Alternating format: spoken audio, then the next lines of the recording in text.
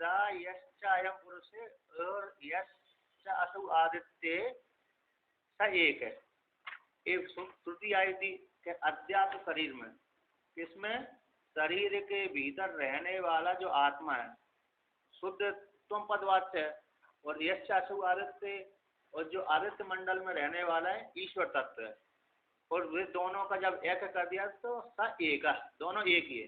यानी शरीर के भीतर रहने वाला जो आत्मा है और आदित्य मंडल रूप हिरण्यगर्भ के भीतर रहने वाला ईश्वर सर्वज्ञ वो आत्मा है, ये दोनों आत्माओं में भेद नहीं है, सा एक ही। तो वहां श्रुति कहती सा एक ही है। और सा या एवं वेद है, जिस प्रकार से जानता है वो परमात्मा ही है, ऐसा वर्णन किया था। तो इसमें पूर्व पक्षी आया था कि उस परमात्मा के अभेद की प्राप्ति हो जाने पर कहते स पुरुष ये अध्यात्म संबंधी विद्या को उपदेश किया गया। तो पूर्व पक्षी ने प्रश्न कर दिया कि भाई छांदोग्य उपनिषद में तो अन्य ही प्रकरण आया है कि या कैसे? तो स पुरुष आपने तो यहाँ पर तैतृय उपनिषद में अध्यात्म विद्या को उपदेश कर दिया, ये ठीक नहीं है। क्यों नहीं है ठीक? क्योंकि वहां पर छांदोग्य उपनिषद में, बृहदारण्यक उपनिषद में यश्चायम दक्षिण अक्षण इति प्रसिद्धत्वात् के जो पुरुष है दक्षिण नेत्र में अवस्थित है उसको तुम जानो, है कि नहीं? इंद्र देवता को ब्रह्मा जी ने, प्रजापति ने उपदेश किया, अन्य जगह भी उपदेश किया। तो 2-3 जगह जहाँ पर गायत्री ब्रह्म की चर्चा आई है, अन्य हिरण्यगर्भ की चर्चा आई है, और ब्रह्मा जी के द्वारा जो चर्चा आई है इंद्र विरोचन के प्रसंग में, गायत्री ब्रह्म की उपासना के प्रसंग में, अन्य जगह उपासना के प्रसंग में ऐसा प्रतिपादन किया गया है कि जो दक्षिण नेत्र में पुरुष है उसकी तुम उपासना करो। तो यश्चायम दक्षिणी अक्षम, तो ऐसा कहना चाहिए, क्योंकि उसी के आगे प्रश्रुति ने वहां पर कहा या ऐसा आदित्य मंडले पुरुष, ऐसा प्रतिपादन किया गया। और यहाँ पर भी यश्चासु आदित्य, तो आदित्य मंडल के भीतर जो पुरुष है, तो इसलिए आदित्य मंडल के भीतर पुरुष के स्थान तो जो दोनों जगह समान कहा गया, किंतु जो आपने यश्चायम पुरुष ऐसा प्रयोग कर दिया, उसको इस प्रकार से प्रयोग करना चाहिए कि यश्चायम दक्षिणे अक्षण, तो दोनों को समान हो जाएगा। किंतु यहाँ पर आपने तो सीधा सीधा ब्रह्म विद्या का ही उपदेश कर दिया, इसलिए ठीक नहीं है यहाँ पर। तो सिद्धांति ने उत्तर दिया कि नहीं, ऐसी बात नहीं है, पर अधिकारात, यहाँ पर परमात्मा का अधिकार चल रहा है, प्रसंग चल रहा है। और जो आप कह रहे हो कि यश्चा अयम दक्षिण अक्षण, वो उपासना का प्रसंग था, इसलिए वहां पर दक्षिण नेत्र में अरे आत्मा का प्रतिपादन किया गया, उपदेश किया गया जानने के लिए, उपासना के लिए। किंतु यहाँ पर उपासना नहीं है, यहाँ पर सीधा ज्ञान का उपदेश किया गया है, परमात्मा का ही उपदेश किया गया। सत्यम ज्ञानम अनंतम ब्रह्म, परमात्मा कैसा? सत्स्वरूप, ज्ञान स्वरूप, अनुस्वरूप, ब्रह्मविद आपनोति परम, इसके माध्यम से। तो यहाँ पर अन्नमय कोश के भीतर प्राणमय कोश है, प्राणमय के भीतर मनोमय कोश है, मनोमय के भीतर विज्ञानमय कोश है, विज्ञानमय कोश के भीतर आनंदमय कोश है, और आनंदमय कोश के भीतर परमात्मा अवस्थित है, 5 कोशों से अवस्थित है। ये सीधा ज्ञान का उपदेश किया गया है। इसलिए यहाँ पर उसको सीधा अक्षण पुरुष को न लेकर के सीधा आध्यात्म विद्या का उपदेश किया गया है। तो जो शरीर के भीतर जो परमात्मा है और आदित्य मंडल उपलक्षित हिरण्यगर्भ, यहाँ पर आदित्य मंडल को सीधा हिरण्यगर्भ बोलते हैं। बहुत जगह भी आएगा कि जो आदित्य मंडल के भीतर रहने वाला पुरुष कौन है, तो कहते हैं सीधा हिरण्यगर्भ ही है वो, और जो सत्यलोक वाला हिरण्यगर्भ है वही आदित्य मंडल के भीतर पुरुष है। तो आदित्य मंडल के भीतर जो पुरुष है वह हिरण्यगर्भ रूपी ईश्वर है। तो शरीर के भीतर रहने वाला परमात्मा, आदित्य मंडल रूप हिरण्यगर्भ के भीतर रहने वाला परमात्मा, दोनों एक ही है, सा एक है। उसी को श्रुति ने प्रवर्णन कर दिया था, यह परमात्मा है, उसी का यहाँ पर अधिकार है, अधिकृत है, अत्र अधिकृतो, परो ही आत्मा अत्र अधिकृतो, यहाँ पर परमात्मा का ही अधिकार चल रहा है, परमात्मा ही इस प्रसंग में अधिकृत है, उसी का प्रसंग है। उसी को श्रुति कह देती है अदृश्य अनात्मिक, विशास्माद बाता भवते तैसा आनंद से मीमांसा, है ना। इस श्रुतियों के द्वारा परमात्मा का ही प्रसंग का प्रतिपादन किया गया, जीवात्मा उपासना आदि का प्रसंग का प्रतिपादन नहीं किया गया। उसी में फिर सिद्धांति कहता अकस्मात अप्रकृत का निर्देश करना ठीक नहीं है ना। जिसका प्रसंग नहीं चल रहा है, ज्ञान की चर्चा चल रही है जहाँ पर, वो वहीं पर ज्ञान की चर्चा में भी, ज्ञान की चर्चा काल में ही अप्रसंग स्त्री आदि की प्रशंसा कर दिया, प्रसंग छेड़ दिया, वो ठीक नहीं है। तो आप जो अकस्मात अप्रकृत का निर्देश करना ठीक नहीं है, इसलिए ये परमात्म संबंधी विज्ञान का प्रसंग है, इसी हेतु से परमात्मा परक उपदेश किया गया है, ना कि उपासना उपदेश परक। ये बात है। इसलिए इच्छा शब्द यहाँ पर शंका जो पूर्व पक्षी ने कहा था कि दक्षिण नेत्र यश्चायम पुरुषे के स्थान पर यश्चायम दक्षिण नेत्र कहना चाहिए, ये जो शंका थी पूर्व पक्षी की, उस इच्छा शब्द से निराकरण कर दी गई है, शंका निराश के लिए चाया। इसलिए यहाँ पर परमात्मा का ही निर्देश किया गया है, सत्यम ज्ञानवंतम ब्रह्म यश्चायम दक्षिण यश्चायम पुरुषे। इसमें अध्यात्म विद्या संबंधी परमात्मा का उद्देश्य किया गया। और वो कैसे है, आदित्य मंडल के भीतर रहने वाले हिरण्यगर्भ रूप परमात्मा और अध्यात्म के भीतर, शरीर के भीतर जो हृदय रूप गुहा में रहने वाला है ना, बुद्धि रूप गुहा में परमात्मा, वह दोनों एक ही है, सब एक है। कहते ननु आनंद से मीमांसा प्रकृता तस्यापि फल उपसंगतव्यम। यहाँ पर ननु आमंत्रणार्थ में, प्रसन्नतार्थ में ना, आमंत्रण बोलते हैं बुलाने है ना, निमंत्रण, यानी प्रश्नार्थ में नहीं है। यहाँ पर ये जो ननु शब्द आया है आमंत्रणार्थ में घृत किया गया है। एक निमंत्रण होता है, एक आमंत्रण होता है। एक में जरूर आना पड़ती है, एक में काम, एक में अरे काम चलाने वाला होता है, आओ तो आओ, नहीं आओ तो नहीं आओ, कोई समस्या नहीं है ना। निमंत्रण और आमंत्रण इस प्रकार से,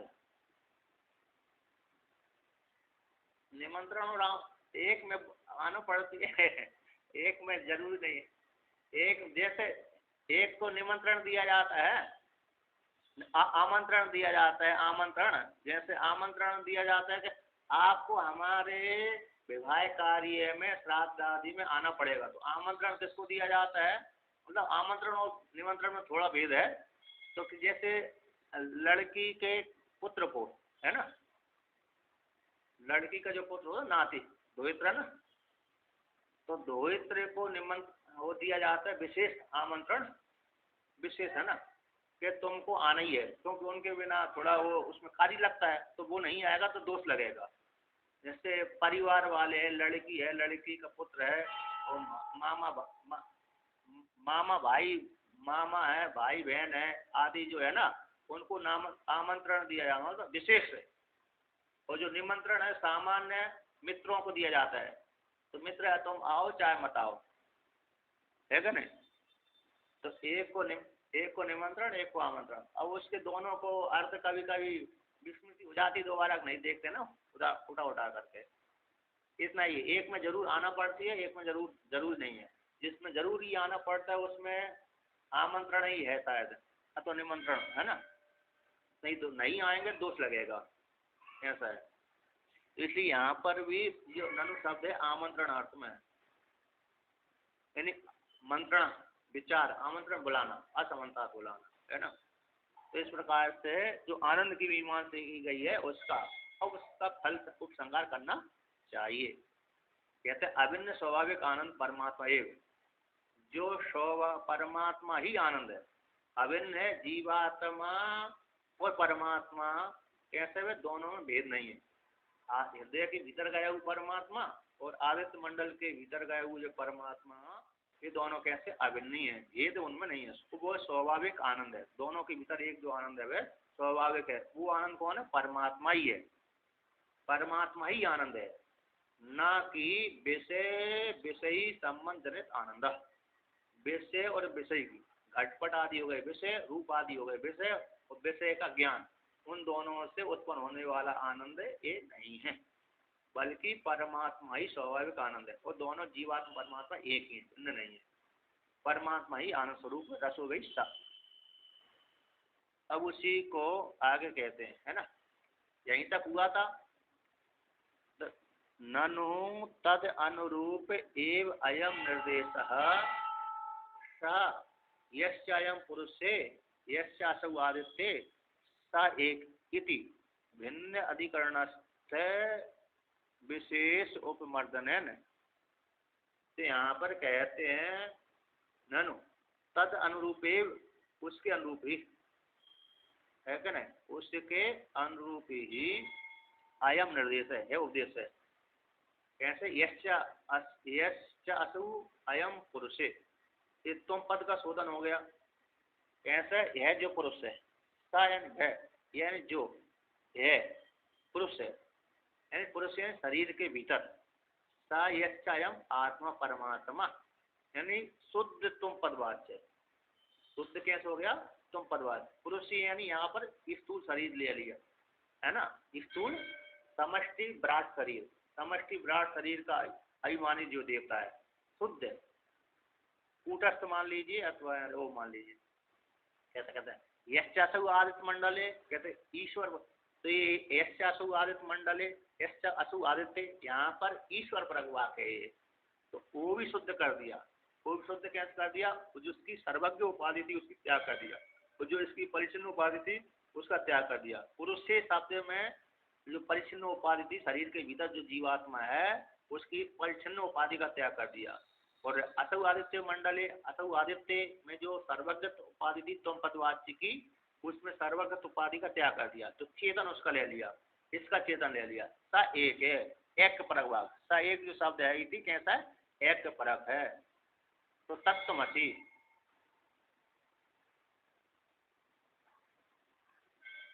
हाँ, तो तद अनुरूप ही है जो निर्देशन उपदेश है। तो इस प्रकार से स एका, तो स एका शब्द से यहाँ पर सीधा एक का बोध किया गया है। स यम पुरुष शब्द से तुम पद शोधन कर करके चेतन ले लिया। यश्चासु आदित्य शब्द से ईश्वर तत्पद का शोधन, तत्पद का शोधन करके तत्पद ले लिया ईश्वर। और स एका इससे दोनों का एक कर दिया, तो एक परक, तो तत्वमसि हो गए इति। अब उसमें उदाहरण देते हैं, कहते भिन्न अधिकरणस्थ विशेष उपमर्दन। तो भिन्न अधिकरण, तो एक घट यहाँ पर रखा है, एक घट यहाँ पर रखा है, दो घट रखे हैं ना। तो दो घट जब रखे हैं तो एक घट की उपाधि तोड़ दिया और इस घट की उपाधि तोड़ दिया, तो घट के भीतर गया हुआ आकाश और घट के भीतर गया, दोनों घटों के भीतर गया आकाश, आकाश आकाश में समानता है। घट घट उपाधि कैसी हुई थी? भिन्न थी। तो भिन्न अधिकरण में स्थित विशेष दो घटों के उपमर्दन से दोनों का एक हो जाता है नाश के द्वारा। जब तक उपाधि नहीं त्याग करेंगे, दोनों घट की दो घट रूप उपाधि का त्याग नहीं करेंगे, तब तक उसके भीतर गए हुए आकाश में एकता सिद्ध नहीं होती। तो इसलिए जीव रूप एक घट है और ईश्वर रूप दूसरा घट है। चाहे बड़ा घट कह लो चाहे छोटा घट कह लो ना, जीव छोटा घट हो गया, ईश्वर बड़ा घट हो गया। एक मठाकाश हो गया, एक घटाकाश हो गया। और तो मठाकाश को घटाकाश को फोड़ दिया तो मठाकाश मिल गया, और मठाकाश को फोड़ दिया तो महाकाश में हो गया। तो कहते हैं तो भिन्न अधिकरण में स्थित दो घटों विशेष के उमर्दन से एक हो जाता है। यहाँ पर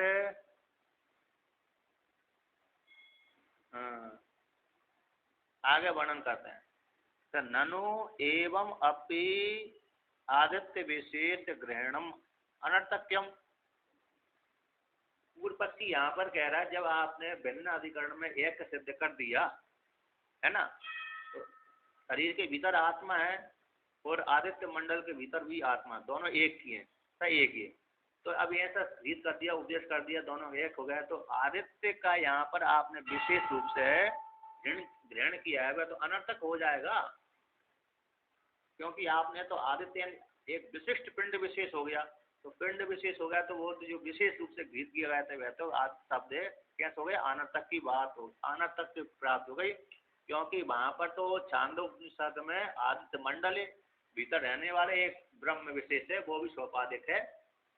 आदित्य शब्द से सीधा हिरण्यगर्भ आता है, नित्य विशेष परमात्मा तो नहीं आता।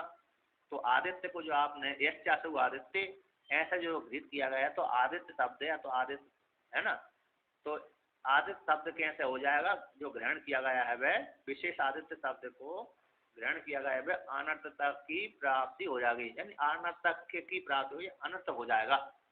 विशेष उसको बोध कराना चाहिए थी आनंद आदित्य शब्द को, कि आदित्य शब्द वाला परमात्मा भिन्न है, ईश्वर भिन्न है। तो ये ननु एवं इस प्रकार से ऐसी प्राप्ति हो जाने पर दोनों की शरीर के भीतर और आदित्य मंडल के भीतर जो परमात्मा दोनों एक ही, ऐसी प्राप्ति हो जाने पर तो आदित्य विशेषम ग्रहणम, आदित्य शब्द को जो विशेष ग्रहण किया गया है आनंद तक की प्राप्ति हो जाएगी। ऐसी प्राप्ति हो जाने पर सिद्धांति कहता है ना, ऐसी बात नहीं, ना अनर्थ, अनर्थ की प्राप्ति नहीं होगी, ना अनर्थ। क्यों? तो यहाँ पर कहते हैं उत्कर्ष अपकर्ष अपोहतत्वात्, कहते हैं उत्कर्ष अपकर्ष के अपोहन करने के लिए आदित्य का ग्रहण किया गया है ना।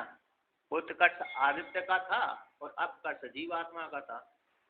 इन दोनों को उत्कर्ष और अपकर्ष, एक का आनंद बड़ा है, एक का आनंद छोटा था, अब दोनों को उपाधि को हटा दिया तो दोनों एक हो गए। तो यहाँ पर कहते हैं, उसी का विवरण करते हैं, द्वैतस्या ही मूर्तः मूर्त लक्षणस्या पर उत्कर्षः सवित्री अभ्यंतर्गता सा चेत पुरुषगत विशेष उपमर्दन परमानंद अपेक्षा समो भक्ति। कहते हैं क्योंकि ये द्वैत है, कौन सा? मूर्ता मूर्त लक्षण वाला द्वैत, वो सर पर उत्कर्ष से सवित्री अंतर्गत, जो मूर्ता मूर्त लक्षण वाला सबसे उत्कृष्ट जो आनंद है, मतलब तारतम्य को लेकर के उत्कर्ष है। मतलब हिरण्य रेखा जिसको ज्यादा धन संपत्ति आदि मिल जाती है ना, उसको ज्यादा आनंद की प्राप्ति होती है। कहते जो द्वैत कैसा है, यहाँ पर टीकाकार ने कहा था, टीकाकार तो टिप्पणीकार कहते हैं कि जो वास्तविक में तो भूत पंचक प्रधान जो कार्य है, भूत पंचक प्रधान जो कार्य है लिंग शरीर के साथ, लिंग शरीर के माध्यम से हिरण्यगर्भ में अनुसूत रहता है, तद लिंग के द्वारा आदित्य मंडल का ही वह भूत प्रपंच कार्य लिंग शरीर से युक्त होकर के भूत प्रपंच कार्य कैसा आदित्य मंडल रूप हिरण्यगर्भ के अंतर्गत ही है। अतः सारा कार्य प्रपंच का उत्कर्ष की पराकाष्ठा ये हिरण्यगर्भ ही है। तो कहते हैं द्वैत तो अद्वैत जो है मूता लक्षण वाला द्वैत का परम उत्कर्ष है, जो सबसे श्रेष्ठ उत्कर्ष है, वह सवित्री अंतर्गता, सविता देवता के भीतर ही आता है, यानी हिरण्यगर्भ के भीतर ही सारा ऐश्वर्य आता है। हिरण्यगर्भ से बढ़कर के ज्यादा किसी दूसरे का ऐश्वर्य नहीं है कि ईश्वर तो अंतर्यामी परमात्मा है। तो जितना भी उत्कर्ष प्राप्त करना है साधक को, वो हिरण्यगर्भ पर्यंत तक ही प्राप्त करता है, इसकी आगे उत्कर्ष नहीं होता, उसके आगे तो एक हो जाता है। कैसा जो उत्कर्ष हिरण्यगर्भ के अंतर्गत आता है, उत्कर्ष सबसे श्रेष्ठ है। सा चेत पुरुषगत विशेष है, जो पुरुषगत में गया हुआ है ना, वह उत्कर्ष कैसा है? पुरुषगत में, पुरुष में प्राप्त विशेष है। तो जो विशेष था हिरण्यगर्भ रूप में विशेष पुरुष के भीतर गया हुआ जो विशेष था, भेद वाला था, उसके उपमर्दन हो जाने से उस सविता में जो विशेष आया था परम उत्कर्ष उपाधि को लेकर के, अथवा अरे निष्काम अकाम तत्व को लेकर के, है ना, कामना से रहित होकर के जो उत्कर्ष की प्राप्ति आई थी, ऐसे पुरुषगत हिरण्यगर्भ आदित्य मंडल के भीतर गया हुआ जो पुरुष है, हिरण्यगर्भ रूप पुरुष, उसमें जो विशेष आया था, उस विशेष के उपमर्दन हो जाने से, उस विशेष के उपमर्दन हो जाने से, नाश हो जाने से, किसके द्वारा? ब्रह्म विद्या के द्वारा। तो परमानंद अपेक्षा, कहते हैं परमानंद की अपेक्षा को लेकर के वह जीवात्मा, परिचिन उपाधि वाली जीवात्मा, अपरिचिन वाली उपाधि वाली जो जीवात्मा, दोनों का एक सम हो जाता है। किसको लेकर के? परमानंद अपेक्षा समोभवती, परमानंद की अपेक्षा को लेकर के सम हो जाता है।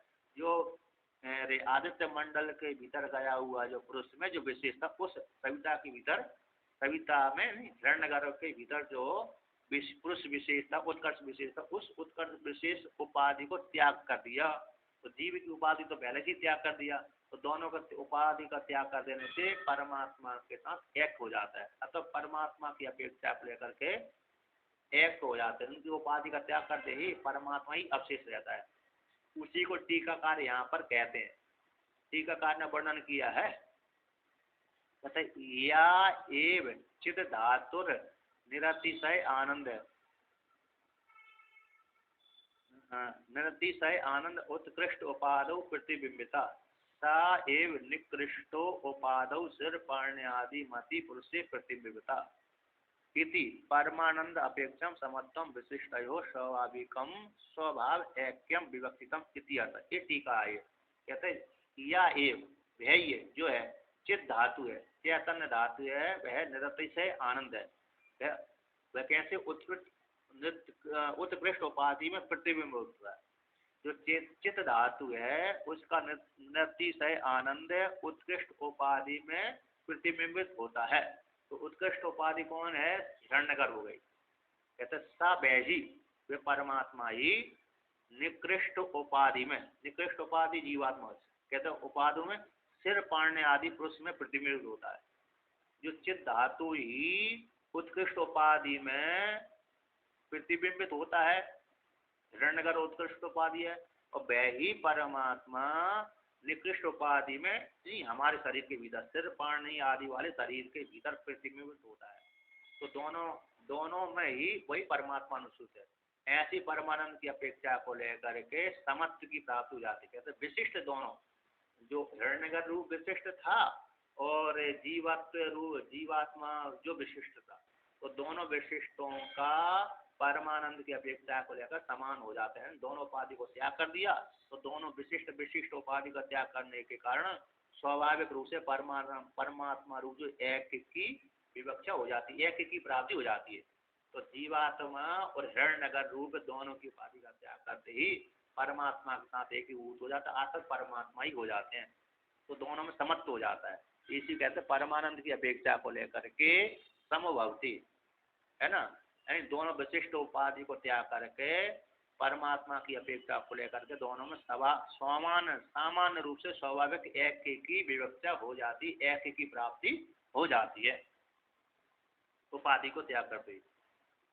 और उसी को भगवान भास्कर आगे कहते हैं नहीं ना कश्चित उत्कर्षो अपकर्षो वा ताम गतिम गतस्य इति अभिहम प्रतिष्ठाम विन्दतः इति उपपन्नम। कहते हैं उस परमात्मा में उन, है ना, कश्चित उत्कर्ष अपकर्ष, वह उस परम समत्व में गया हुआ परमात्मा में, समत्व को प्राप्त हुआ ऐसे परमात्मा में ना तो कोई उत्कर्ष है उस पुरुष के लिए तो विद्वान के लिए। जिस विद्वान ने इस प्रकार से जान लिया, ऐसे विद्वान के लिए ना तो कोई उत्कर्ष है और ना ही कुछ अपकर्ष है। ऐसी ताम गतिम गतस्या, उस गति को प्राप्त होने वाले, कौन? अभय रूप गति को प्राप्त होने वाले साधक में ना तो कोई उत्कर्ष है, उत्कर्ष हिरण्यगर रूप उत्कर्ष नहीं है, और ना ही जीवात्मा रूप अपकर्ष है। जब ऐसे दोनों उत्कर्ष अपकर्ष नहीं है, ऐसी गति को प्राप्त होने वाले पुरुष की जब ऐसी प्राप्ति हो जाती है तो कहते हैं अभिहम प्रतिष्ठा विन्दते, अभय प्रतिष्ठा को प्राप्त हो जाता है। ऐसी अभय प्रतिष्ठा को प्राप्त होने वाले साधक में कोई उत्कर्ष की प्राप्ति न होने कारण वह एक अर्थ अभय प्रतिष्ठा विन्दते, इस मंत्र का अर्थ सार्थक हो जाता है, उत्पन्न हो जाता है ना। ये मंत्र कैसा हो जाता है? उसमें सार्थक हो जाता है, चरितार्थ हो जाता है। अथवा इस वाक्य है, जो वाक्य है श्रुति का वाक्य अभय प्रतिष्ठा मिलने के वाक्य कैसा हो जाता है, उसके प्रति चरितार्थ हो जाता है, उत्पन्न हो जाता है, सार्थक हो जाता है ना। अब आगे कहते हैं अस्ति नास्ति इति अनुप्रश्नो व्याख्याता। कहते हैं अस्ति नास्ति, ये जो प्रश्न थे ये इसका व्याख्यान होता। अब अस्ति नास्ति कहाँ से आ गए? ये तो बीच में आपको, है ना, अस्ति नास्ति को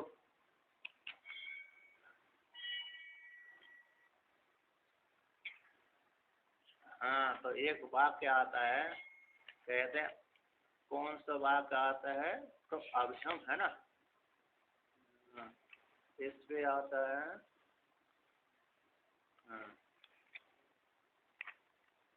अस्ति नास्ति को लेकर के कहते हैं असन एव स भवति असत ब्रह्मेति वेद चेता, अस्ति ब्रह्मेति ब्रह्मेति चेद वेदा संतम एनम ततो विदुरिति। ये छठे अनुवाक का पहला मंत्र है। तो यहाँ पर जो भाग असत असन एव स भवति, छठे अनुवाक का पहला मंत्र है। तो वहां पर देख लीजिए खोल करके जाए, असत एव स भवति, ये असत ही हो जाता है। हाँ, तो कहते हैं असत कैसे हो जाते हैं, असत ब्रह्मेदि असत ब्रह्म इति वेद चेता, यदि उसने ब्रह्म को असत करके जाना है तो जानने वाला साधक असत ही हो जाता है। अस्ति ब्रह्म इति चेदेवता, ब्रह्म है, निर्गुण निराकार है, इस प्रकार से जानता है तो वह कैसे हो जाते, सत हो जाते, उसी को ही ब्रह्मवेत्ता लोग सत कहते हैं। संतम, उसी को साधु कहते हैं। एनम इसको तत्व विदु, विदु इन विद्वान लोग उसी को साधु संत कहते हैं। जो चार भाग के बौद्ध और जैन, चार भाग हो गए, बौद्ध हो गए और जैन हो गए, ये सारे असत ब्रह्म कहते हैं, इसलिए वो असत हो जाते हैं। और जो आस्तिक मत वाले हैं, वेदांत मत वाले हैं, वो अस्थि ब्रह्म इति वेदा कहते हैं, ब्रह्म है इस प्रकार से जानते हैं, तो संत उनको विद्वान लोग कहते हैं संत है, साधु आता इसने जान लिया, परमात्मा को जान लिया, उसी को साधु कहते हैं। तो जो प्रश्न था कि ब्रह्म, तो दूसरा और कैसा था कि जैसे दूसरा प्रश्न कौन से, कि परमात्मा को जैसे ब्रह्मवेत्ता प्राप्त करता है उसी प्रकार से अज्ञानी प्राप्त करता है अथवा नहीं करता, एक प्रश्न। तो दूसरा प्रश्न ये था कि जैसे जैसे अज्ञानी परमात्मा को प्राप्त नहीं करता उसी प्रकार से ब्रह्मवेत्ता प्राप्त करता है कि नहीं प्राप्त करता। तो ये भी जो प्रश्न थे, हाँ बात, हाँ उसी में उठाए थे, ब्रह्मविद आपनोति ब्रह्म, उसको पंक्ति थी, अरे अरे कौन सा था, आपनोति है ना, समश्नुते आपनोति, विद्वान गच्छति विद्वान प्राप्नोति, समश्नुते समश्नुते इति, ऐसा वर्णन किया था। तो समश्नुते विद्वान समश्नुते अथवा अविद्वान समश्नुते, उस परमात्मा को विद्वान प्राप्त करता है कि नहीं करता, अथवा अज्ञानी प्राप्त करता है अथवा नहीं करता, ये जो प्रश्न थे उसको ये समाधान। आगे भी उसी दो प्रश्न जो याद है उसी के विषय में शंका आ रही है। तो अस्थि नास्ति के विषय में जो शंका थी वो पूरी होगी, उसी का व्याख्यान हो गया। हाँ ब्रह्म है, तो ब्रह्म कैसा है, सत्यम ज्ञानम अनंतम ब्रह्म, वो ब्रह्म भी तो उस परमात्मा को प्राप्त कर लेते हैं। अस्थि नास्ति जो प्रश्न पूछते थे, यदि परमात्मा को जानते तो असत हो जाता है, यदि परमात्मा को नहीं जाना, असत रूप से परमात्मा को जाना तो असत हो जाता है, अस्थि रूप से ब्रह्म को जाना तो सत हो जाता है। जो प्रश्न सुनने के पश्चात प्रश्न बने थे उसका व्याख्यान हो गया। अब उसी को देखते हैं, उसी का व्याख्यान करते हैं। कार्य रस लाभ प्राणन अभय प्रतिष्ठा भय दर्शन उपपत्तिभ्यो अस्ति एव तद आकाशादि कारणम ब्रह्म इति अपाकृतो अनुप्रश्न एका। कहते हैं कार्य कौन से, पृथ्वी से आकाश से लेकर पृथ्वी पर्यंत तक कार्य। रसो वैसा, किसी वस्तु को देख करके उसका रस, वस्तु को देखकर रस की वृत्ति बनती है, अथवा परमात्मा रसो वैसा, रस रूप है परमात्मा। कार्य हो गया जगत है और रस हो गए परमात्मा। तो रस लाभ है, वस्तु की प्राप्ति को लेकर के आना। प्राणन, उसी के रहते ही चेष्टा होती है, परमात्मा के रहने पर ही चेष्टा होती है, परमात्मा नहीं तो चेष्टा भी नहीं होती है। अभय प्रतिष्ठा, उस परमात्मा प्राप्त करके अभय प्रतिष्ठा को प्राप्त, ब्रह्मविद आपनोति परम, है ना। तो अभय प्रतिष्ठा बिंदते, तो अभय प्रतिष्ठा प्राप्त हो जाता है। कहते भय दर्शनम, भय दर्शन भीषा अस्मात् बाता पवते, भीषा अस्मात् बाता पवते, इस भय दर्शन देखा जाता है। तो इन उपपत्तियों द्वारा कार्य तस्माद वही तस्मात आत्मा का संभूता कार्य हो गए, उस इस परमात्मा से जगत की उत्पत्ति होती है।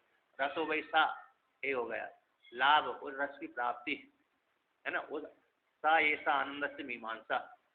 प्राणन, प्राण उसी की द्वारा चेष्टा होती है, परमात्मा के द्वारा सब आता पवते, मतलब वह चेष्टा होती है, परमात्मा के द्वारा चेष्टा होती है।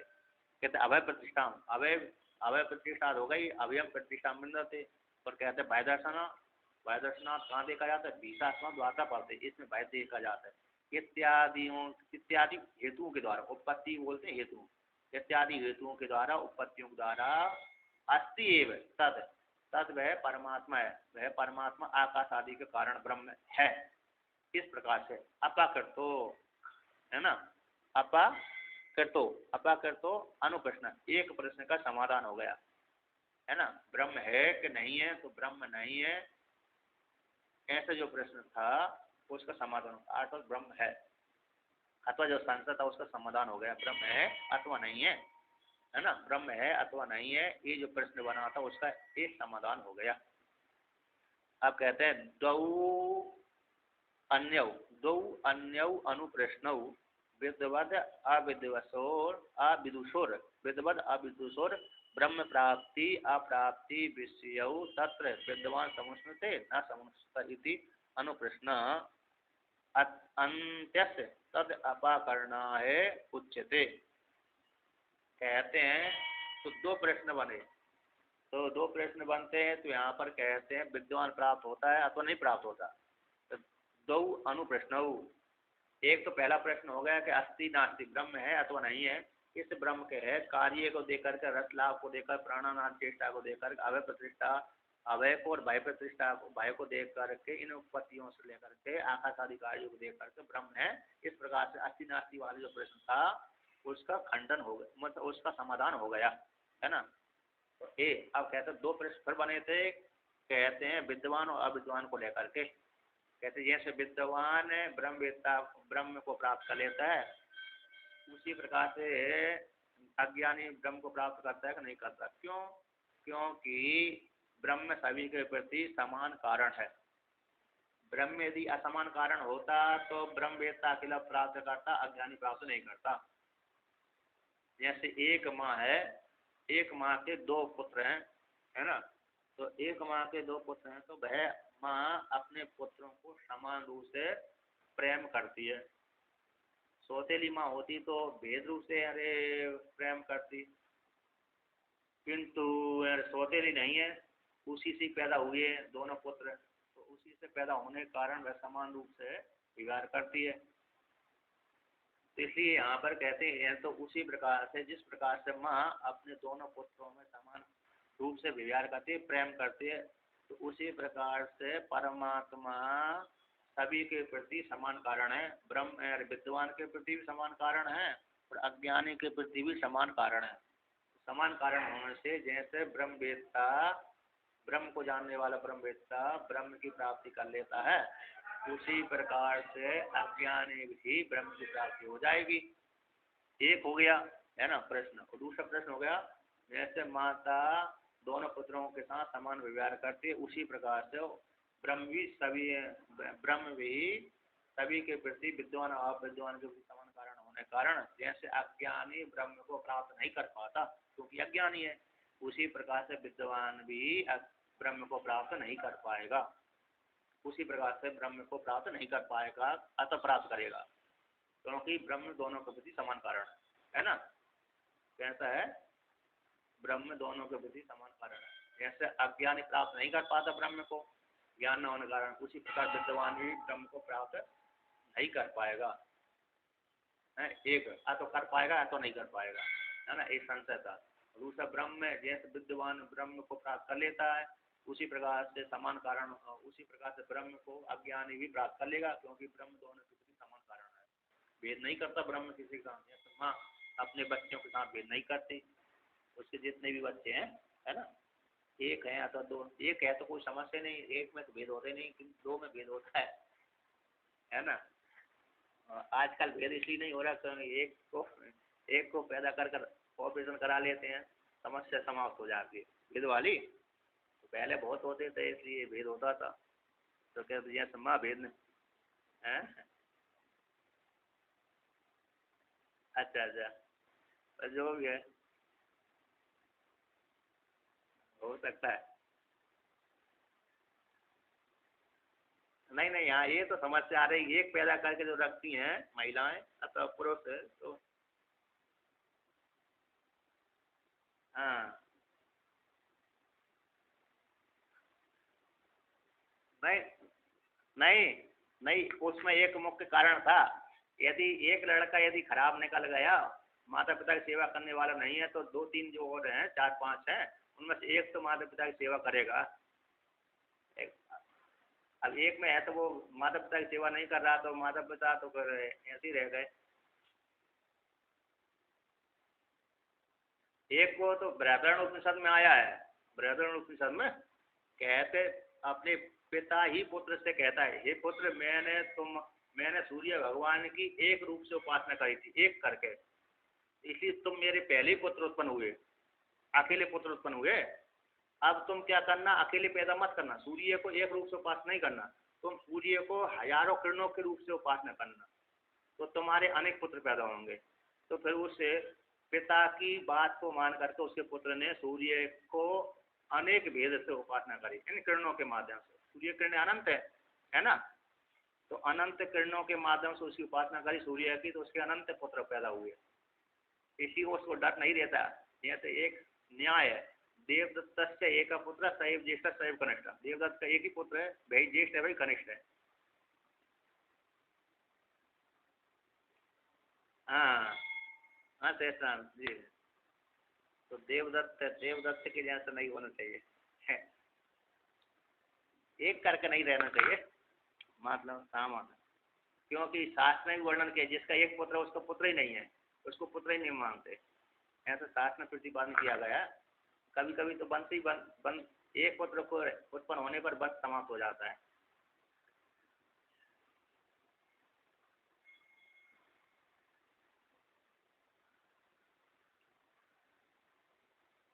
चलिए यहाँ पर कहते हैं ब्रह्म है ना, ब्रह्म प्राप्त करता है कि नहीं करता है, ब्रह्म को प्राप्त करता है कि नहीं करता, क्योंकि ब्रह्म सभी के प्रति समान कारण है।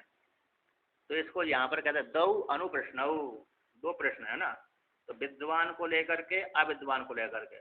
तो विद्वान के ब्रह्म की प्राप्ति को लेकर के, अप्राप्ति को लेकर के, एक प्राप्त करता एक प्राप्त नहीं करता, तो दोनों में दो दो चार बन जाते ना, है ना। ब्रह्म को प्राप्त करे विद्वान प्राप्त करेगा अथवा नहीं करेगा, उसी प्रकार से ब्रह्म को अज्ञानी प्राप्त करेगा अथवा नहीं करेगा। दो कोटि है, दो दो कोटि को लेकर के, तो दो दो कोटि को लेकर चार हो जाते हैं। इसी दो दो कोटि को चार को एक एक कोटि में डाल दिया तो दो ही हो गए, है ना। चार को एक एक कोटि में डाल देने से प्राप्त करेगा अथवा नहीं करेगा, एक कोटि हो गई, और विद्वान प्राप्त करेगा अथवा नहीं करेगा, और उसी प्रकार से अज्ञानी प्राप्त करेगा अथवा नहीं करेगा, दूसरी कोटि हो गई। तो प्राप्ति ब्रह्म की प्राप्ति अप्राप्ति को विषय बना करके तत्र वहां पर कहते विद्वान समुष्णुते न समुष्णुते, विद्वान प्राप्त करता है अथवा नहीं करता। यदि जो प्रश्न है, यदि जो प्रश्न अंतिम प्रश्न है, विद्वान पहले प्रश्न कर दिया था कौन सा, अज्ञानी ब्रह्म को प्राप्त करता है अथवा नहीं करता, क्योंकि ब्रह्म सभी के प्रति समान कारण है, ये हेतु दे दिया था। ब्रह्म सभी के प्रति समान कारण होने से ये हेतु के माध्यम से जैसे विद्वान प्राप्त नहीं करता, उसी प्रकार से जैसे अज्ञानी प्राप्त नहीं करता, उसी प्रकार से विद्वान प्राप्त नहीं करता होगा, क्योंकि समान कारण होने से। तो पहला जो प्रश्न था उसमें कि ब्रह्म सभी के प्रति समान कारण होने से जैसे अज्ञानी प्राप्त नहीं करता, उसी प्रकार से ब्रह्म विद्वान प्राप्त नहीं करता। एक कोटि वाले को कहते हैं, उसको छोड़ करके दूसरी कोटि कहते हैं कि ब्रह्म सभी के प्रति समान कारण होने से, ये हेतु दे करके वहां पर कह दिया कि विद्वान ब्रह्म को प्राप्त करता है अथवा नहीं प्राप्त करता है। ये अंतिम कोटि वाला प्रश्न है, यानी लास्ट वाला। जैसे समझते न विद्वान, समझते न समझते, विद्वान ब्रह्म को प्राप्त करता है अथवा नहीं करता। इति जो प्रश्न है, संशय हो गया ना, अनुप्रश्न, प्रश्न के ऊपर प्रश्न, प्रश्न के ऊपर प्रश्न होता है तो अनुप्रश्न, पश्चात प्रश्न को सुनकर जो शंका उठती है उसको प्रश्न बनते हैं। तो अंत जो प्रश्न है कि विद्यमान ब्रह्म को प्राप्त करता है अथवा नहीं प्राप्त करता, क्योंकि सभी के प्रति समान कारण होने से हेतु के माध्यम से तद अपाकरणाय, अंतिम प्रश्न के समाधान के लिए संशय की निवृत्ति करने के लिए उच्चते कहते हैं कि हाँ विद्यमान ब्रह्म को प्राप्त कर लेते हैं। अभी हम प्रतिष्ठा बिंदते, अब प्रतिष्ठा को प्राप्त कर लेता है विद्वान, है ना। तो कहते हैं उसी के अपाकरण के लिए, हटा संशय की निवृत्ति के लिए ये अंतिम प्रश्न कहा गया। हाँ विद्वान ब्रह्म को प्राप्त कर लेता है।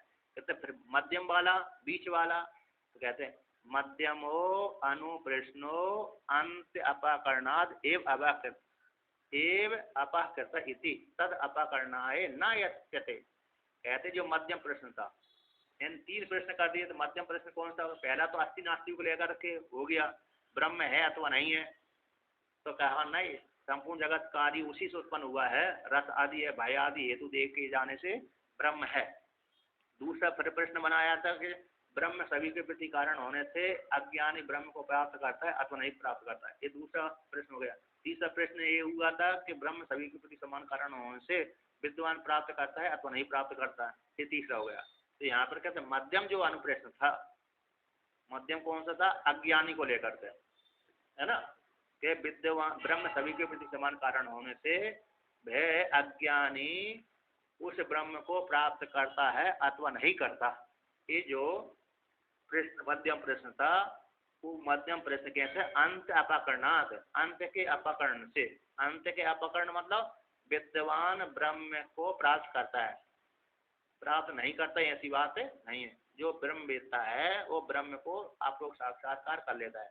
तो अंत के समाधान से, अंत्यम प्रश्न के समाधान से ही, है ना, एव काल लगाया है। तो अंत्यम प्रश्न के समाधान से ही अपाकर्ता मध्यम प्रश्न का समाधान हो जाता है। मध्यम प्रश्न कैसे हो जाता है? उसका समाधान हो जाता है। कैसे कैसे? जैसे ब्रह्मवेत्ता, अरे ब्रह्मवेत्ता ब्रह्म को प्राप्त कर लेते, ऐसा अज्ञानी प्राप्त नहीं करता।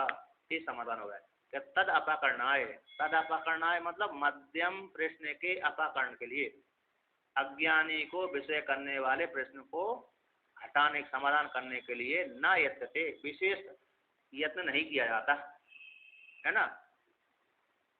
जैसे पीताम्बर आनाया, पीले वस्त्र जिसने पहने हैं उसको ले आइए।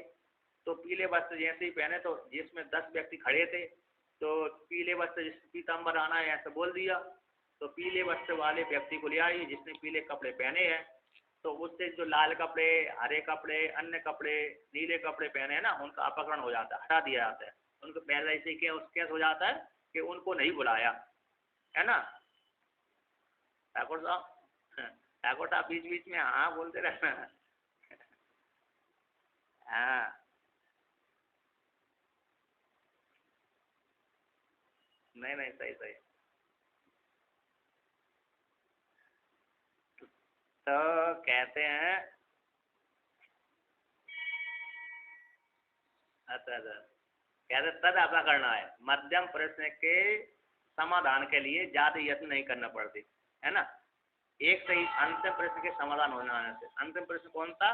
कि ब्रह्मवेत्ता उस ब्रह्म को प्राप्त कर लेता है, इसके समाधान से ही उस मध्यम प्रश्न का समाधान हो जाता है। ब्रह्म अज्ञानी पुरुष से ब्रह्म को प्राप्त नहीं करता क्योंकि उसकी भेद बुद्धि नष्ट नहीं हुई। अब ये आगे कहते हैं, अब श्रुति कहती वहां पर सा यह कश्चिद एवं यथोक्तम ब्रह्म उत्सृज्य उत्कर्ष अपकर्षम अद्वैतम सत्यम ज्ञानम अनंतम ब्रह्म अनंतम अस्मि इति एवं वेत्ति इति एवं वित्त। जो एवं वित्त आया ना, एवं वित्त शब्द आया, उसका व्याख्यान कर रहे हैं। श्रुति में आया कहाँ से? सा यश्च अयं पुरुषे यश्च असौ आदित्ये सा एकः सा या एवं वित्त। तो जो सा या एवं वित्त में जो एवं वित्त आया उसका व्याख्यान, सा वह ही, सैन परमात्मा या है, वह है परमात्मा एवं वित्त, एवं वित्त ही वे परमात्मा है। आता ब्रह्म वेत्ता कैसे? परमात्मा ही है।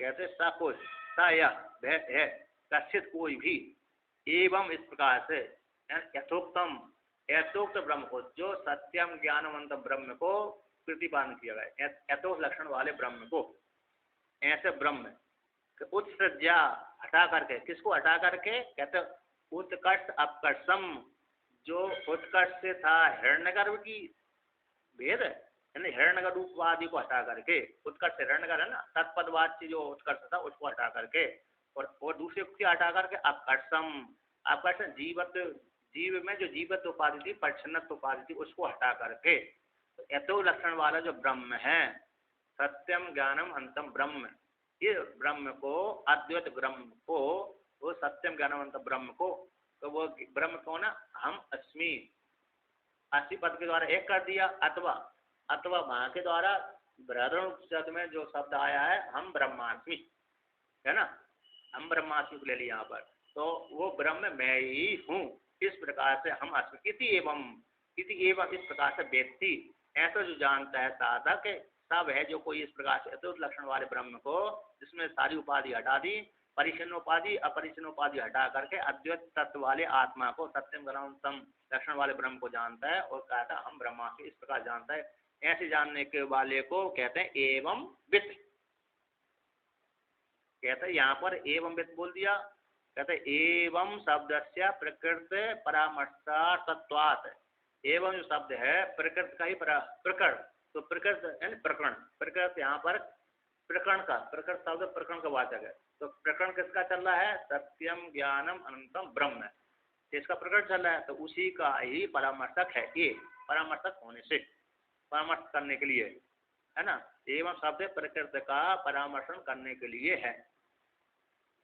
तो परामर्शन करने के लिए या तो परामर्शक, परामर्शक है, परामर्शन करने वाला है होने से, करता है अथवा परामर्शन करता है। एवं शब्द किम वह क्या है जिसका परामर्शन किया गया है, वह क्या है? तब कहते हैं अस्मात् लोकात् प्रेत्या दृष्टा दृष्ट दृष्ट अदृष्ट इष्ट विशेष समुदायो ही अयम लोकस तस्मात् अस्मात् लोकात् प्रेत्यः प्रत्यावृत्या निरपेक्षो भूत्वा एवं भूत्वा एतम यथा व्याख्यातम अन्नमयम् आत्मानम् उपसंक्रामति। विषय जातम अन्नमयात् पिंडात्मनो व्यतिरिक्तम न पश्यति सर्वं स्थूलभूतम अन्नमयम् आत्मानं पश्यति इति अर्थः। कहते हैं जो कोई भी साधक, वे साधक व्याख्यान है इस प्रकार से जानता मैं ब्रह्म ही हूँ, ब्रह्म से भिन्न कुछ नहीं हूँ। तो सह वह कैसा है? अस्मात् लोकात्, वह साधक रूप परमात्मा इस लोक से, उपाधि वाले लोक से हटा करके, प्रीतियां हटा करके, कैसे? दृष्टा दृष्ट इष्ट, दृष्ट जो साक्षी सामने रख रहे हैं, हमारे सामने क्या है? कुर्सी आदि मोबाइल रखा है ना, सामने वही रखा है, अभी उसी की तरफ देख रहे हैं, पुस्तक देख रहे हैं। तो दृष्ट को देख करके कहता दृष्ट को, और अदृष्ट, अदृष्ट कहाँ दिख रहा है हमको? हमारे पीछे वाले को अदृष्ट बोलते हैं ना, यानी स्वर्ग आदि हो गया, परदेश हो गया, हमारे जो हम दृष्टि के विषय नहीं आए मत सुन करके। तो इष्ट, इष्ट जो हमारी वस्तुएं हैं, जो दृष्ट हो गया, अदृष्ट हो गया, जो चक्षु का विषय नहीं मात्र शास्त्र द्वारा जाना गया। उदिष्ट, इष्ट घटपट आदि जो हमारी इष्ट वस्तु है, इष्ट वस्तु है ना, तो इष्ट विषय वाले समुदाय, जो समुदाय है, ऐसा जो समुदाय ही लोक कहलाता है। यह जो लोक है इष्ट दृष्ट अदृष्ट और इष्ट विषय को विषय करने वाला समुदाय, समुदाय ऐसा जो लोक है। तस्मात उस लोक से, अस्मात तस्मात अस्मात, उससे इससे, इससे उस, है ना, ऐसे लोक से। कौन? ब्रह्मवेत्ता। प्रेत्या हटा करके, यानी व्यावृत्तिया, अर्थात जो हमारे सामने दिख रहा है इस लोक से अपनी वृत्तियों को मोड़ करके, निरपेक्ष हो, इसमें हम भावना का त्याग करके। जो स्थूल शरीर हमारा सबसे बड़ा खतरनाक है, इसमें स्थूल शरीर में हम भावना का त्याग करके प्रत्यवर्त्य का अर्थ कर दिया, प्रत्या का अर्थ किया प्रत्यवर्त्या, वृत्तियों की दूसरी तरफ मोड़ करके, परमात्मा को मोड़ कर निरपेक्ष है। जगत की, जगत से वो निरपेक्ष होगा, किस अपेक्षा है ही नहीं है, ऐसे निरपेक्ष होकर के, बुद्धवान होकर के, एतम इस आत्मा को, यानी इंद्रियों जैसे कच्छप है ना, कच्छप भगवान, कच्छप है सारी इंद्रियों को भारतीय अपेक्षा अंदर कर लेता है, जब उसको देखा खतरा है। प्रत्यय वैज्ञानिक प्रत्यवृत्या आगे लिखा ना, वहीं पर लिखा हुआ है। प्रेत्या का अर्थ करते प्रत्यवृत्या, वृत्ति आवृत्ति, वृत्ति वर्णन करना, आवृत्ति उसी का बाहर से, वृत्ति है ना आवृत्ति बार बार करना चिंतन, प्रत्यवृत्ति जो बाहर चिंतन कर रहे थे तो उसको लौटा दिया। जहाँ पर आप जा रहे थे ना, जहाँ पर आपको मीठे की जैसी आपको इच्छा है मीठा खाने की हमको, तो मन हमारा वहां पर मीठा खाने को जा रहा है ना, तो वहां से हमने अपनी मीठी वाली जो वृत्ति बन रही थी उसको लौटा दिया। तो प्रति लौटाना, प्रत्यावर्त कर दिया। यदि भी मन जा रहा था विषयों में, जा रहा था विषयों में, जहाँ कोई मन जा रहा था वहां के विषयों से हमने अपने मन को लौटा लिया, उसके ऊपर शासन किया ना। यदि शासन नहीं करेंगे तो नहीं लौटेगा। तो इसलिए प्रेत्या, यदि भी प्रेत्या शब्द का मर करके अर्थ होता है, मर करके, तो यहाँ पर मर कर का अर्थ नहीं लिया जा रहा है ना। तो यहाँ पर उसका प्रत्यय शब्द का अर्थ होता कर दिया प्रत्यवर्ता, लौटा करके। इंद्रियों को जो हमारी इंद्रिया 5 ज्ञानेंद्रिय 5 कर्मेंद्रिय, विशेष रूप से 5 ज्ञानेंद्रिय और अंतःकरण, जो विषय की ओर धावन कर रहा था वहां से हमने लौटा लिया शास्त्रीय होने का, तो निरपेक्ष हो गया। अब जब लौटा लिया तो कोई अपेक्षा आसक्ति नहीं रही, तो निरपेक्ष होकर के ऐसा साधक एतम इसी को ही आत्मा को ऐसा व्याख्यातम जैसे व्याख्यान किया पंचकोश वाली आत्मा को, अन्नमयम आत्मानम अन्नमय आत्मा को उपसंक्रामति, अन्नमय आत्मा में एक पिंड में पूरा शरीर उसी अन्नमय विराट का ही शरीर है।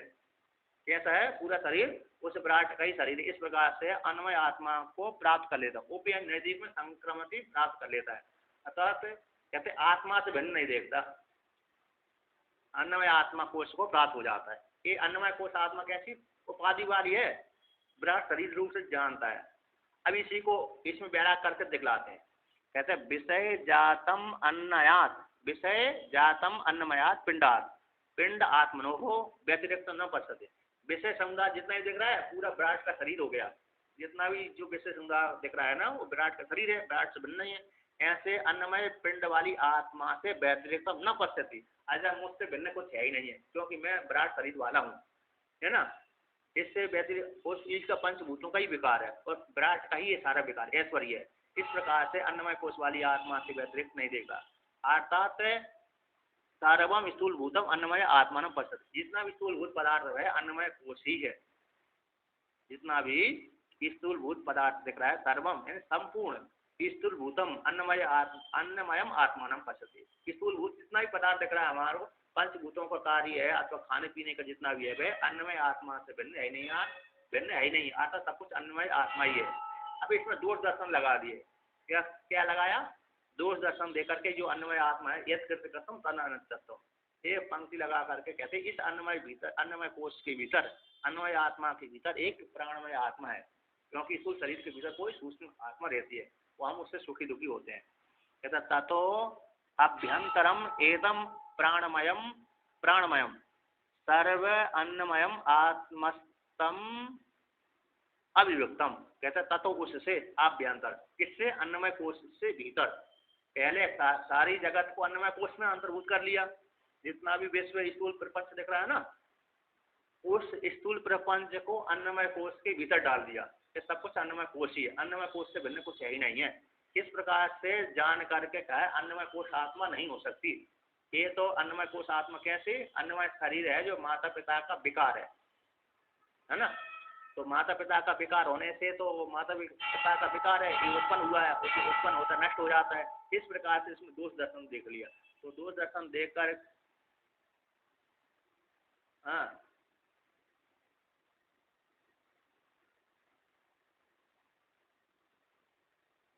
हाँ माता पिता से स्थूल शरीर ही तो प्राप्त होता है, स्थूल शरीर वो निमित्त है ना, बिना माता पिता के आएगा नहीं, पैदा नहीं होगा जीव।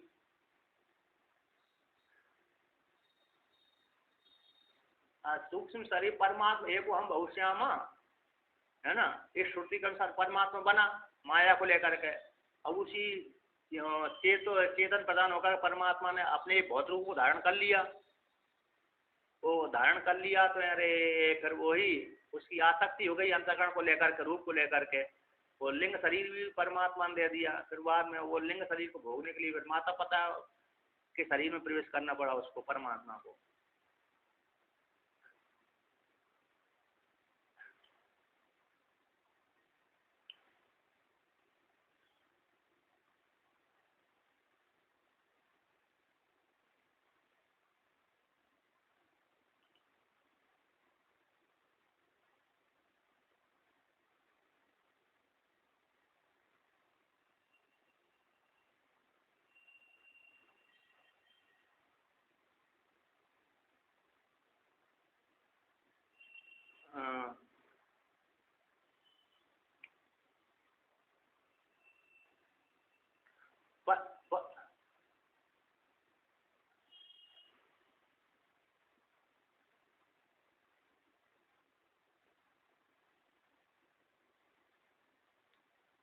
नहीं वहां पर तीनों रहते हैं, तीनों शरीर रहते हैं, एक शरीर ऐसा नहीं होता। अरे कारण शरीर तो है ही है, कारण शरीर के भीतर परमात्मा है, तो कारण शरीर रहेगा, सूक्ष्म शरीर रहेगा, और पंचभूतों का शरीर भी रहेगा। यदि पंचभूतों का शरीर न रहे तो माता पिता के जो रज है, वो रज के साथ उसका संबंध नहीं होगा, है ना। रज पहले पिता के वीर्य के साथ उसका पंचभूतों का संबंध होता है। पंचभूतों जो पूर्व तक बोलते हैं ना, तो पांच भूतों का शरीर उसका जीव में रहता है। पांच भूतों का शरीर का संस्कार पिता में जाता है, पिता की वीर्य से उस पंचभूत मिलते हैं तो मोटा होता है वो जीव, फिर वो माता में जाता है। तो माता में जैसी जाए तो माता के रज से भी उसका संबंध होता है, तब फिर वो अरे दोनों को संबंध होकर के, रज और वीर्य का संबंध होकर के वो पहले से ही उस जीव में पंचभूतों के संस्कार रहते हैं। इसके रहने के पश्चात फिर वृद्धि को प्राप्त होता है। हाँ, स्थूल देह वृद्धि को प्राप्त होती है, वृद्धि को मात्र पहले से ही जीव के पुर्यष्टक में कारण शरीर है, सूक्ष्म शरीर है और स्थूल शरीर के सूक्ष्म अंश है। यदि पहले से ही पुर्यष्टक वाले जीव के शरीर में पंचभूतों का संस्कार न हो तो माता पिता हाँ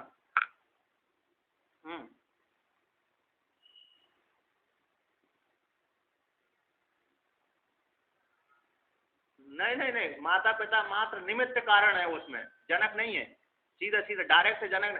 क्योंकि माता पिता किससे पहले भी उस जीव का स्थूल शरीर होता है, किंतु वो वहां से मार्ग है निकलने का माता पिता के माध्यम से जी।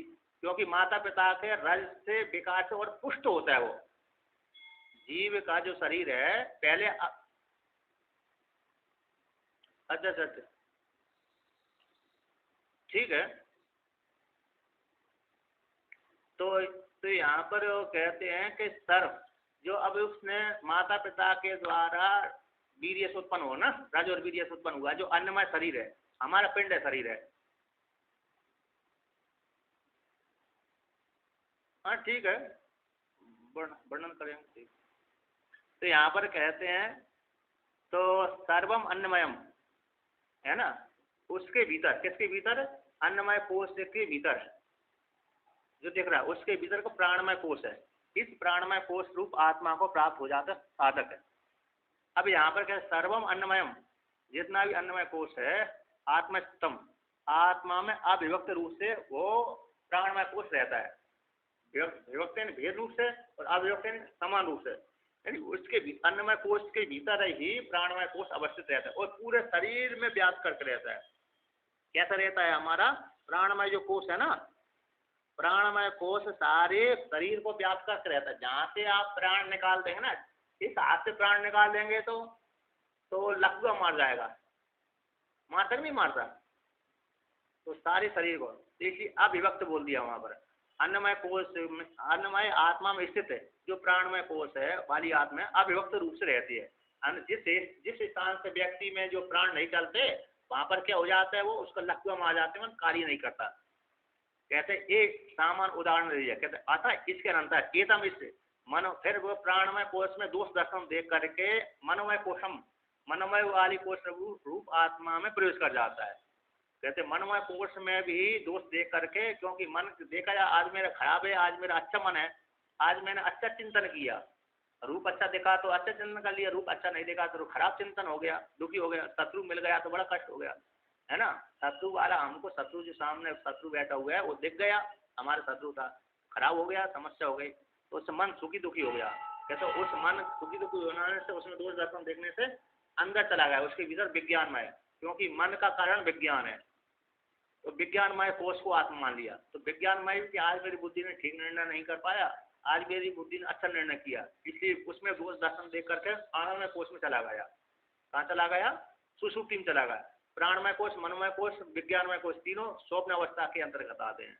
कहते आनंदमय कोश आत्मा को संक्रामति, उस संक्रमण कर दिया, वहां पर जाकर के उसने आनंद का भोग किया। अब वहां पर जब दोष दर्शन देखेगा तो देखेगा इस चिंतन जागृत में ही होगा, है कि नहीं, ना तो स्वप्न में चिंतन होगा ना सुषुप्ति में चिंतन होगा, चिंतन जब भी होगा वो जागृत में ही होगा। तो उसको बात करने का नियम है इस प्रकार से।